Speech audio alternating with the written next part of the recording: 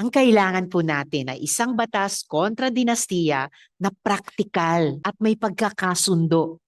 Hindi lang sa aming mga mambabatas, pati sa ating mga mamamayan. Isang panukalang, of course, sumusunod sa konstitusyon, dinig ang mga concern ng iba't ibang sektor, inuuna ang kapakanan ng botante at kayang aktual na ipatupad sa totoong sitwasyon ng mga komunidad.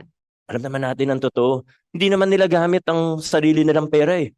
Pag nakaupo na yan, ang gamit nila para mangampanya, resources ng taong bayan. May iba pang lugar, makikita po natin ng mga instance ng karahasan. Papasok ang bago, walang koneksyon sa politika, manganib ang buhay niya mismo. Sa maraming lugar sa Pilipinas, ganyan po ang sitwasyon.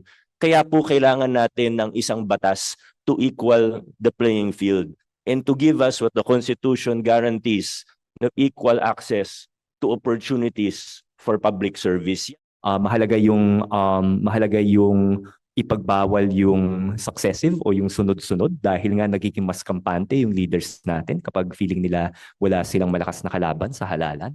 Dapat ipagbawal yung sabay-sabay dahil hindi effective yung check